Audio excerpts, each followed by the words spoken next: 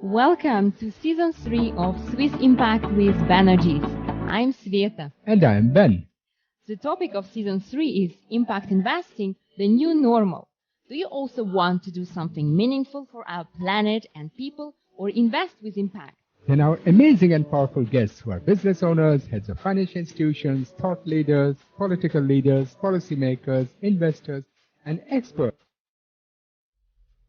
Greetings, my name is Ash Pachori, and I'm the senior mentor of the POP or Protect Our Planet movement, and also a member of the board and secretary-treasurer of the World Sustainable Development Forum. Our primary goal is to mobilize the 1.8 billion youth of the world to urgently address the issue of climate change and take action to protect our planet. This will inspire you to get engaged. And in this season, we will challenge them even more to take actions towards sustainable development goals to enable paradigm shift in the financial sector and way of doing business. Watch and learn how can we, as humans, transform into eco-financial system which would serve all people and the environment. We aim for impact investments to become available to anyone, become truly mainstream. See you every Friday at 3 p.m. Central European Time at Swiss Impact with Banerjee. Act for your future. Good morning, afternoon, and evening to everyone, and to our viewers from Far East. Good night. Welcome back to week 13 of season 3. Our show is about impact investment. The theme of this season is impact investing, the new normal. We want that our planet and people living on it would thrive together. To do so, we must shift capital towards impactful businesses which contribute to achieve sustainable development goals. So everyone who wants to keep informed and support us and our guests in this program, please subscribe to the YouTube channel. It's very easy. It's youtube.com/Swiss Impact. And who are interested, we are also available on Smart TV and on podcast. Good news for those who want to learn about impact investing and create businesses which are not only profitable but also do something good for the planet. On 13th and 14th of December, you can learn how to create such one and do positive for the planet. It's all published on chamomile.ch. Take the opportunity and learn with us. Now on the slides today, we skip Ben's story, and actually it's going to be about building bridges and SIA annual summit in Zug. So if we can just see the slide, yes, this is how it was this week in Geneva with amazing speakers whom we invited from different countries like Sweden, Switzerland, Netherlands, Liechtenstein, and exactly. UK. Yeah. So can you tell us a bit more about the summit in Geneva? I heard it was an annual summit bringing together more stakeholders from all around the world, mainly from politics, NGOs, financial sectors, etc. Yeah, on the next slide, you can see that the Building Bridges event aims to build a bridge from an economic system that has damaged the planet to that sustains and regenerates it, as Patrick Odler, president of Building Bridges, said. And it is basically what we are also trying to do, a collaborative effort that aims to accelerate the transition to a sustainable financial system. We are not trying to do, we are doing it. Exactly. So, Building Bridges brings diverse actors from the financial industry, United Nations, international organizations, NGOs, academia, and government all together in collaboration around a common vision of advancing sustainable finance to address sustainable development goals. And on the next slide, Building Bridges Week happened on the 30th November to 2nd of December this year and comprised 77 events. Wow. In a range of different formats that were stimulating deeper levels of dialogue and included like panel discussions, workshops, training sessions, speeches, networking events, of course. And I think if you look at who was there, more banks than any other players were represented. Various banks such as Pictet, Credit Suisse, Lombard Odier, Barclays, Julius Baer, Edmond de Rothschild, but also governments from several cantons of Geneva, of Switzerland, universities, networks like Global Network of Impact Investing, Global Impact Investing Network, GIN, also SIA, of course, Swiss Impact Investment Association, Impact Hub Geneva, also various impact funds like Symbiotics, Blue Orchard, consultants like PwC, and of course, many impactful businesses were there. But my skepticism about the event remains that a lot of talking and very little action results from it. Moreover, actors which are maybe just starting to be sustainable were claiming that they are impact players since decades. What was your experience, Ben, about that? Indeed, what you say is really true. And another factor which is worrying, which I really mentioned it also a couple of times during this speeches when I was giving, is that major financial institutions and their lobby groups are now trying to hijack the whole impact investment sector. Right. So, dear Ben, can you please tell us more? What did you say about SIA Summit?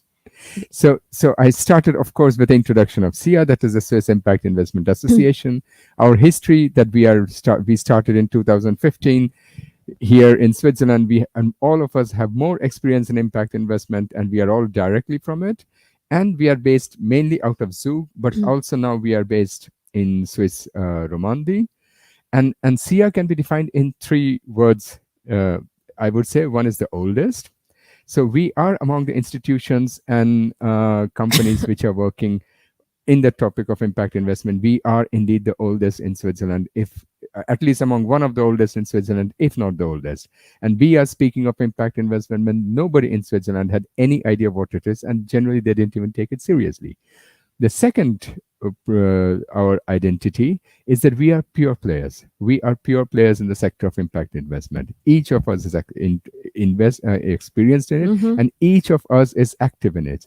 We do not speak of not only of policies and strategies and ideas and ESG ratings, which is nowadays very often mentioned. Oh, I hate the ESG ratings. I got allergy, I think. Yes. Usually I don't have any allergy, but ESG rating? Exactly. Yeah, but we act and showcase projects and financial institutions who are real and true to the world of impact investment. And lastly, and the thirdly, is that we are international. Not only us, but we are our partners and members. We are known from the United Nations head office in United States till the Australian Parliament and indigenous communities around the world. So you mean that SIA is also a community of impact investors? Can you tell the audience a bit more of its stakeholders? So I can just generalize them in two groups. One of them is the partners, other is the members. So like an old friend of mine who is the organizer of the Building Bridges event in Geneva wrote in one of her last emails that if you want to go fast, then you should go alone. But if you want to go far, then go with others. And so we have an amazing team. Can you tell us more about your partners? So we do have amazing partners. To start with, Canton of Zug. So our canton has been since the day one supporting SIA with everything, and they have always been there to support us in every possible way. Secondly, we have Chamomile. That is the platform we use at SIA, which is maybe the Europe's biggest platform where all impact investors, in impactful companies, businesses, experts, and also people who are interested in it are on that platform, including major institutional investors and financial institutions. So that's Chamomile. Third is Faith Invest, which is the organization that was created 3.5 years ago when 12 religious heads came to Zug, and they committed a part of their assets for impact investment. So they also are very, very important partners of SIA. Fourthly is what most of you already know, the Impact Investment School, where we educate and train SMEs all around the world to how to incorporate SDGs in their business or make a business out of SDGs. And we also educate financial institutions on how to create sustainable or impactful portfolios. And last, of course, this TV channel. So this is the members, the partners I can mention. Right. And the members, who are SIA members? Oh, we have a lot, but I can sort of put them in 5 general categories. So one is the institutional finance, of course, major organization, major institutionals, pension funds and sovereign funds. Second are wealth managers, family offices, banks, asset managers. The third group is the ultra high net worth individuals. A lot of them you have already seen in our previous programs, but they're also here. Fourth is, of course, which I just mentioned, the Faith Invest. And last of all, a lot of businesses and private members. Well, was it such a nice crowd like here behind, in spite of Corona? It was much smaller than expected. A couple of the smaller events, like you mentioned, 77, some of them even got cancelled because a lot of people who were supposed to come from abroad. Last week, suddenly the rules were changed, like from Netherlands, people could not come. I mean, they could come, but then they will be put in 10 days quarantine. And so many surrounding countries, people could not come. So it became quite restricted. But it was also virtual, right? So you people could join online. No, people could watch us online. But not every program had the facility that people could join online. So it was broadcasted everywhere. And we will soon also show cuts of that video once it is edited and finished to our audience. Absolutely. And Ben, what about your points? And I know, as I am also, were you also standing out and putting out some points which you usually point if it goes direction greenwashing, or how was that? I think I made quite a lot of points there, made a lot of friends, and I don't know if I made enemies. Maybe I did, I don't know, but I was quite strong about a lot of points.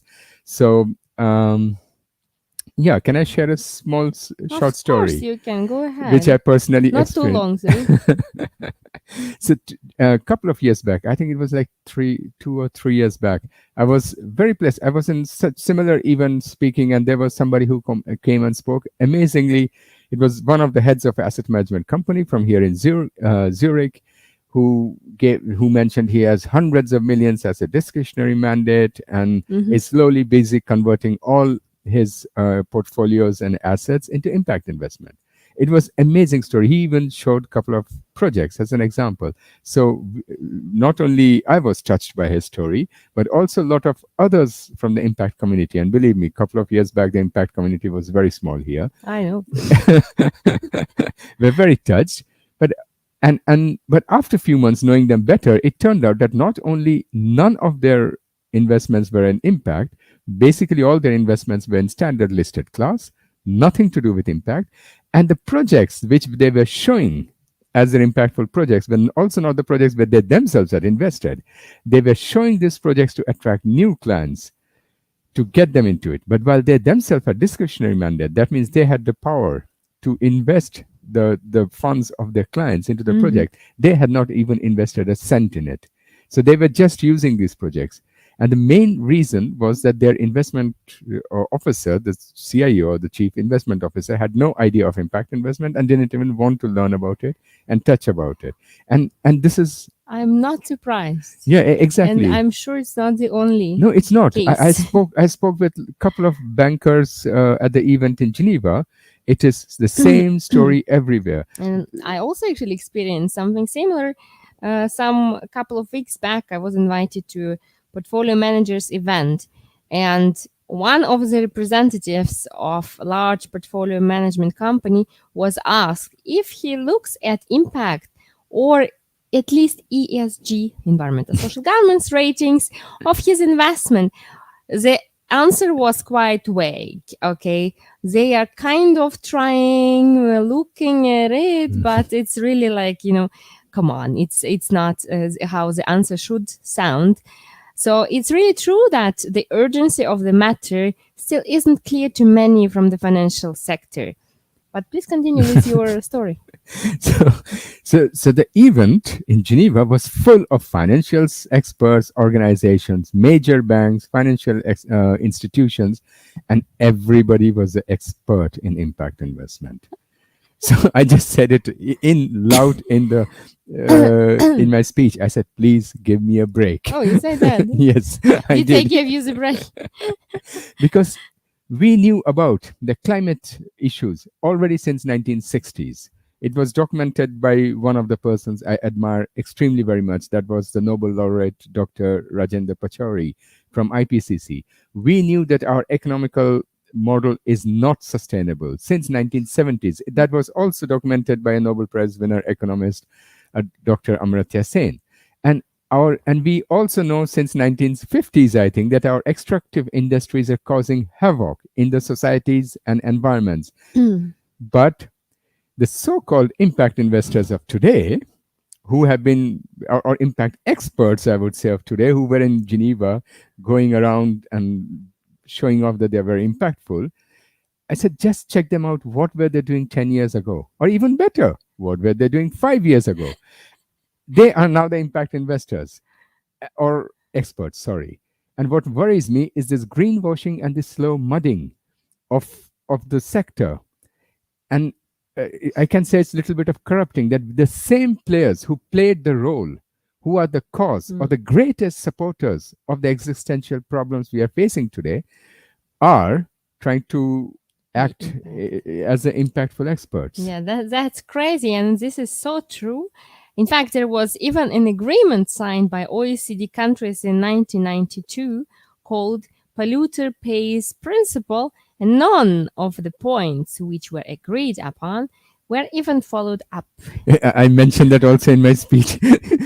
There was I was in a panel with somebody from the OECD, and they were also speaking about how impactful they are thinking. I said, "You guys are in agreement in 1992. None of and the answer was she had voice problems. She couldn't answer." Okay, yeah, it happens. I also have sometimes voice problems. Yeah. That's really crazy. Yeah. I know. And to make the matters worse, now nearly every financial institution, and I mean, Switzerland is famous for financial institutions, are jumping on the bandwagon. They're all sustainable and ESG funds and impactful funds. But what is not correct at that these not only they are doing two things. They are distracting funds or investments from real impactful and sustainable projects and businesses, and also funds who are really truly doing good. And secondly, if these guys are not regulated and if they are left unchecked, then these same peoples are going to be the lead, and they will create a sort of subprime problem, because they're creating these opaque banking products filled with very questionable assets. And of course, when a subprime problem happens, then the taxpayers will have to bail them out. Right. So all these reasons that you name are actually the reasons why I kind of decreased my presence on various kind of conferences about impact. I rather put my time into on the ground, working with projects and helping them to get funds and so on. So. And is there any positive side, maybe? Yes, that you faced? It's good that you say that. What I really liked is so many people were present and came forward and mentioned that they fully agree to me. Can you believe it? Although I was maybe the most critical, or one of the most critical. And this included professors from Swiss universities who are running faculties on impact investment or sustainable investment. They agreed. They were also members of this. This is also funny. Faculties on impact investment. How on earth, or where did they learn about it? Exactly. You know, I didn't go into that. Being a guest lecturer, I hope I kind of cover still the topics, you know. But that I'll leave for the next one, and that one. And secondly, what was else also the point is to the parliament. There were a lot of Swiss members of parliaments who also agreed to what I was saying. So it seems that more and more people are aware of it and are speaking out and are working to come to a solution to these global issues. Well, we just want that more and more people start thinking of the everyday decisions they make and its consequences on the society and environment. That will make a huge, huge difference. Please remember that in today's world, no one lives on an island. Even if we want to, and I know that many of us here want to be on an island, we can influence the world with our actions and what we do today. So let's make Switzerland the center and hub of real sustainable and real impactful financing, not with just words, but with actions. How about that? Yeah. And what I found great is the way you and your old friend Prince Michael of Liechtenstein debated on the role of regulations, right? While Prince Michael mentioned that he doesn't believe in too many regulations made by bureaucrats forced upon the industries, and that not only will it not help, but will be destructive for the impact sector. And while you mentioned actually that regulations and right laws are required to support the impact sector and make it grow. No, yes, I do agree with Prince Michael completely. So what his point was, and what he mentioned also, is completely true. But it is valid very strongly for family-run businesses, and what Liechtenstein's financial sector is that they have been acting very responsibly and very positively without very strict regulations. And I do agree also to the point that very badly thought out or implemented regulations will not help. I mean, we have heard it enough from impact funds and things that the regulations are so restrictive, or there's so much that smaller funds or really impactful funds have it very difficult to comply with them. And don't get me wrong, I am a believer of free economy and capitalist system. But when short-term year-end bonus is the primary motivation factor and prices of externalities are not included, then free economy does not function. And in fact, in my opinion, it becomes self-destructive. If you look at the consequences of the activities of the many major industries. Yeah, it's. I agree with you. I mean, what can I say? I agree with you, Ben. Also, as government, as whoever you met there, and I also liked when Stephen Brennickmeyer said that this new sector of climate change and other impactful businesses are opening so many new opportunities for impact investments to participate in that. Yeah, I fully agree, and it is so true. But this also, in a way, proves my point. Because during the whole event, I was hearing numbers by many speakers, 2.4 trillion there, 4.8 trillion there, and all these stories. But we, who are involved on daily basis with SMEs around the world, and amazing startups with extremely amazing products and services, are very well aware that somehow none of this money, or at least really very negligible, is reaching these businesses which are completely resource starved. And even worse, most of this money is being distributed among the large corporations who has been the cause of this problem. And I just wanted to share an anecdote. During a lot of these speeches, when there were a lot of people were thumping their own shoulders about how great our financial sector is doing and how Switzerland is converting all into impactful finance, etc., I disagreed, because I said Switzerland still has a long way to go, and it is still lagging behind in many aspects. For example, it still has not signed the stopping of investments in fossil fuel at COP26, which even United Kingdom, US, and Finland, and even Italy did. And the reason, in my opinion, and I think most of the people also there agreed, that Switzerland is trying to change its regulation and catch up, is not because it wants to be sustainable, impactful, because it is being forced upon by the EU regulations which are kicking in. And I hope we can still name us Swiss Impact. No, but I was really surprised to hear that nearly 35 or 40% of the world's impact investments and funds are flowing through Switzerland. So Switzerland is doing a lot. Of course, this is very important for impact investment.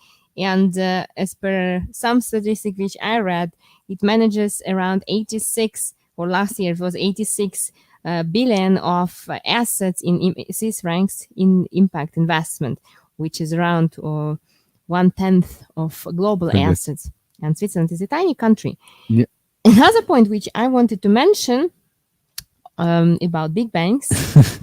So let's put it anyway, it's at the moment. So I really hope that this will change very soon in 2022, the next year coming, right? So also there were some very large banks like Credit Suisse, UBS, speaking on the topic of impact investment.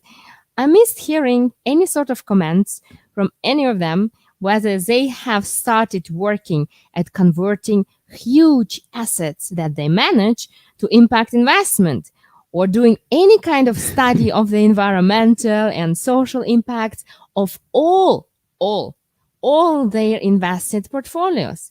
Nor did they, any of them, publicly declared that they will withdraw from investing in destructive industries like fossil fuel. Ta-da! And that is why when these same players come and act as impact investment experts, or buy their way into such events with their financial muscles, it's really disturbing. And it's just a pity, you big guys could do so much more. And we truly count on you that 2022, maybe one or the other one will join our TV show. And not only that, they are going to face a lot of competition from banks who are making these commitments and who are changing and working at it. So I fully agree. There was one, Andre Hoffman, he is the vice president of Rosh, and he gave an amazing speech. If you guys have the opportunity, or we will try to get it done, to see on the 1st December evening at the Impact. It was a program arranged by Impact Hub at the Credit Suisse. And few startups came from all over the world and presented amazing projects. And these are the people who give me more hope than all the speakers of the day.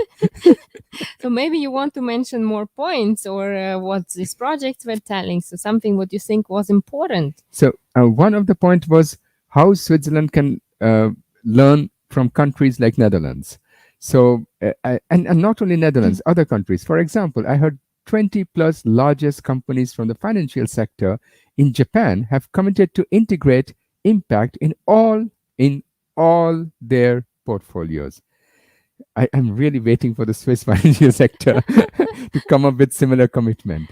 Secondly, Switzerland should set up a NAB, a National Advisory Board, like many countries in the world have it, because they should use real impact investment experts and not lobby groups or representatives of large banks.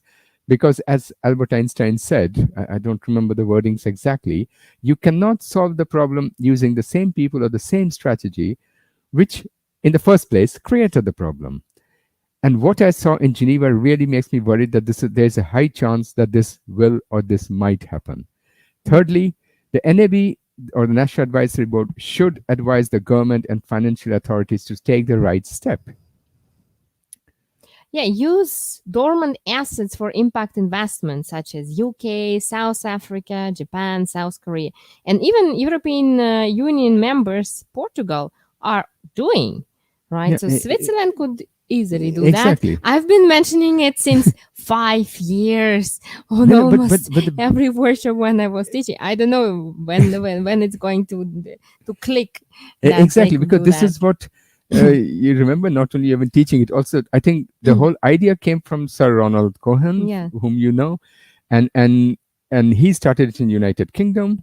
And now I was really very positively surprised that so many countries are doing it. And these are not, some of them are not small countries. And maybe dormant assets are the assets which were not claimed at the bank for many, many years. Like after a war, people die, of course. So the assets are just lying there, and the bank is generating profit with that, whatever they're doing, right? But these assets could be put into impact investing fund, and then of course invested into businesses which create positive impact on our society and environment. And what was positive is that the countries who are doing it are not small, economically small or weak or insignificant countries. These are economical giants like Japan, United Kingdom.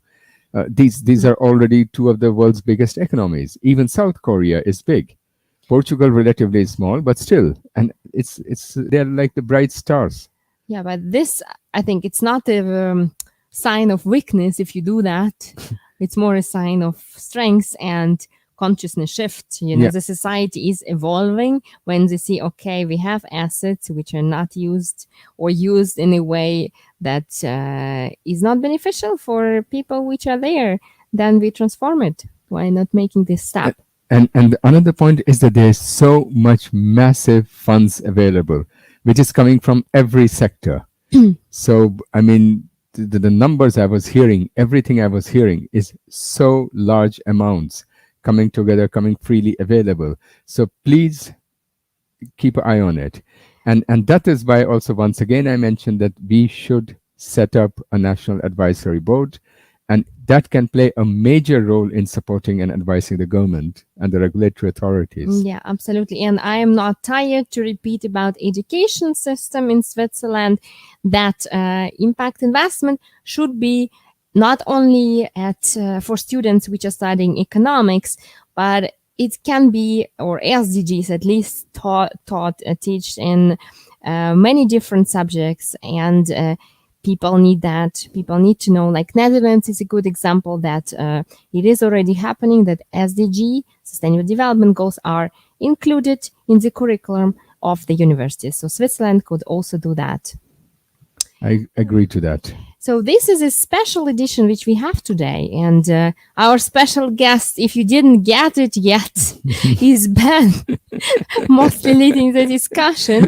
And Ben, this is why I want to ask you, any call to action for our global audience today? So I would say is that please watch out, or please see to it that our impact investment sector is not hijacked and does not get corrupted by the same ones, and I again repeat, by the same ones who created these global problems, and the commitments are kept. Because otherwise what is going to happen, and I'm very afraid it's happening, is that all the funds that's coming free for impact investment, because suddenly the world seems to have woken up, is going to disappear again into the same sectors where it has been disappearing the last 50 years. So if you are representing the government or academic or financial sector, or even if you're a private citizen, see to it, talk to your political representative that it should be kept in the hand of real impact investment businesses. These funds should go to the real impactful businesses, services, and funds. Thank you. Amazing message. So I hope a lot of people will listen to that. Dear viewers, with this, our show, and not only show, our season ends today. And as you remember, the topic was impact investing, the new normal. Definitely, we will continue talking about it in the next seasons. But yeah, I was really happy that we could invite so many speakers who were helping to make it happening, actually, the new normal. So I think it was great success. Season 3. Yeah, exactly. And the next season will be even more interesting, because we have some extremely globally famous people lined up to come join us at our program the next season. Which will start, I think, the next year, most probably. Exactly. We will keep you informed. Stay on our channel, youtube.com/Swiss Impact, and we will be back with amazing, surprising guests for you. And to all the SMEs, this time I'll say it, to all the small and medium enterprises and entrepreneurs, if you're interested, join our course at Camomile, and it is CAMOMILE.ch. Thank you for watching us. Act for your future. See you in the next season. Welcome to Season 3 of Swiss Impact with Banerjis. I'm Sveta. And I'm Ben. The topic of Season 3 is Impact Investing, the new normal. Do you also want to do something meaningful for our planet and people, or invest with impact? Then our amazing and powerful guests, who are business owners, heads of financial institutions, thought leaders, political leaders, policymakers, investors, and experts. Greetings, my name is Ash Bachori, and I'm the senior mentor of the POP, or Protect Our Planet movement, and also a member of the board and secretary-treasurer of the World Sustainable Development Forum. Our primary goal is to mobilize the 1.8 billion youth of the world to urgently address the issue of climate change and take action to protect our planet. This will inspire you to get engaged. And in this season, we will challenge them even more to take actions towards sustainable development goals to enable paradigm shift in the financial sector and way of doing business. Watch and learn how can we, as humans, transform into eco-financial system which would serve all people and the environment. We aim for impact investments to become available to anyone, become truly mainstream. See you every Friday at 3 p.m. Central European Time at Swiss Impact with Banerjee. Act for your future.